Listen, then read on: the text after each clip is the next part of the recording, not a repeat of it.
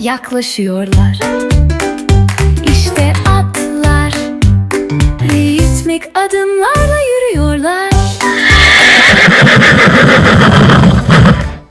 Hop hop neşeli ayak sesleri duyuluyor.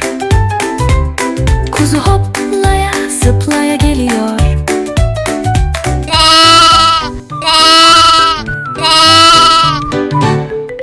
Hızla gelen bir şey var, kulakları uçuşuyor. Ve işte cici köpek sahnede.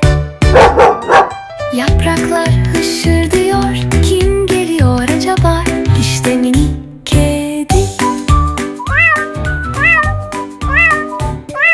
Denizde bir hareket var, o da ne? Yunus mu o? Havaya sıçrıyor, selam veriyor. Tepede bir hareket var, kim bu yükseklere tırmanan keçi sahnede? Bir kükreme duyuldu, sahne titredi. Ormanın kralı aslan geliyor. Gökyüzünde bir gölge, kartal süzülerek geliyor. O da ne? Güçlü ayak sesleri, büyük ayı geliyor.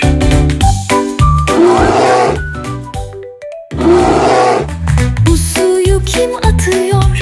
Vav! Fil çok görkemli sahneye geliyor.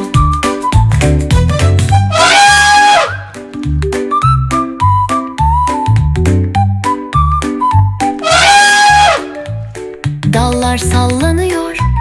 Kim bu havada süzülen? Komik maymun geliyor.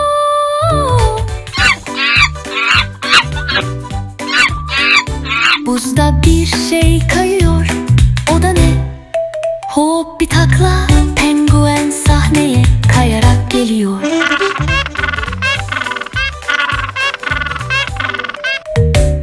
Kocaman gözler parlıyor. Baykuş süzülerek sahneye iniyor. Havada kanat sesleri var. Bu da kim? Karga cevizi sahneye atıyor. Ağaçların dallarında bir kıpırtı var. Kimler geliyor? Serçeler, bülbüller konuyor. Çayırlarda bir hareket var. İnek ağırar geliyor, geliyor.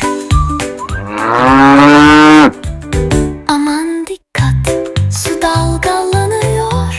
Su aygırı gölden çıkıyor.